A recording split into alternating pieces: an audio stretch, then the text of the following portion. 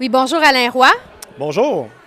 Vous dites que le rassemblement dominical comprend le code génétique de la vie chrétienne, c'est-à-dire la catéchèse, la célébration et la charité, les 3 C que vous appelez. Est-ce que vous croyez que la liturgie du dimanche, actuellement, nous permet de vraiment vivre ces 3 dimensions? En fait, là, c'est pas pareil partout, mais dans la plupart des cas, je trouve qu'actuellement, on se limite à un des 3 C, le C de la célébration. Alors, on célèbre l'Eucharistie dimanche matin, mais on n'a pas souvent, pas encore assez à mon goût, des occasions d'y ajouter une dimension catéchétique, d'enseignement, et une dimension de charité ou de fraternité. On se contente d'aller à la messe, puis on tourne chez soi. Il y a des endroits, cependant, où ça se développe. Il y a des paroisses, un peu dans tous les diocèses que j'ai visités. J'ai vu des endroits où il y a des initiatives qui naissent. Des fois, c'est à cause des parcours de catéchèse des enfants qui culminent dans la messe du dimanche. Déjà que là, catéchèse et célébration sont réunis. Il y a des endroits où ils ajoutent, par exemple, le dîner ensemble. Ça commence à certains endroits. Dans les communautés culturelles à Montréal, comme chez les Espagnols, par exemple. Eux autres, ils passent la journée du dimanche ensemble. Le repas, la fraternité, des pratiques de chorale, des enseignements, une célébration eucharistique rehaussée. On commence à voir naître des choses. Alors, ça serait quoi on va dire les ingrédients essentiels pour qu'on puisse vraiment vivre une forme de catéchèse et une forme de charité, de fraternité à l'intérieur du rassemblement dominical? Alors, le dimanche, il me semble que d'abord, il faut soigner nos homélies parce que c'est la principale occasion d'enseignement qu'ont les gens qui viennent à la messe le dimanche. Le reste de la semaine, ils ont peu de choses pour nourrir leur foi. Alors, il faut qu'on travaille là-dessus, les prêtres, là, pour leur offrir une homélie qui soit un enseignement de meilleure qualité.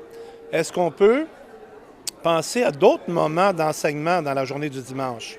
Il y a des paroisses qui se réservaient le dimanche après-midi pour enseigner à leurs catéchètes comment s'y prendre avec des plus jeunes. D'autres faisaient des petites retraites pour des groupes particuliers, par exemple des couples de 1 heure à 3 heures le dimanche après-midi. La fraternité, la même chose. Une célébration eucharistique un peu sèche, là, ça ne fait pas vivre la communauté. Alors, ça supposerait qu'on soigne la dimension fraternelle dans la célébration, mais aussi avant puis après. Est-ce qu'on peut prendre un café, par exemple, après? Est-ce qu'on peut améliorer le moment de l'accueil quand on arrive à l'église, quand on commence la célébration? Est-ce qu'on peut au moins se saluer les uns les autres? Est-ce qu'on peut rajouter des activités fraternelles dans la journée? Alors, il y a une grande question, je suppose, de disponibilité, de temps qu'on se donne. Oui, c'est ça. Une des difficultés qu'on rencontre actuellement, c'est le temps. On sait que les gens ont peu de temps. Ça leur demande déjà un effort de venir le dimanche matin. Ils sont occupés ailleurs. Les enfants ont des pratiques de sport. D'autres membres de la famille veulent faire un brunch. Alors, c'est pas facile. D'un autre côté, on se rend compte que c'est possible. Les endroits où ça s'est fait, bien, les gens ont appris à mettre ça au calendrier de leur journée. Ce qui nous tue, c'est pas tellement le manque de temps, c'est le manque de sens. Quand c'est insignifiant, que ça n'a pas de signification que d'aller à l'église, ça, c'est toujours trop long. Une messe plate de 30 minutes, là, ça paraît bien long. Une messe intéressante d'1 heure et quart, ça paraît court. Et pourquoi, selon vous, est-ce que l'Eucharistie dominicale est vraiment centrale dans la construction d'une communauté vivante?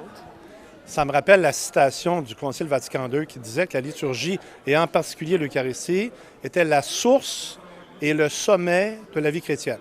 Ça veut dire que c'est là qu'on va recevoir la présence du Christ, et ça devient sommet de notre semaine. On va célébrer ce qu'on a vécu.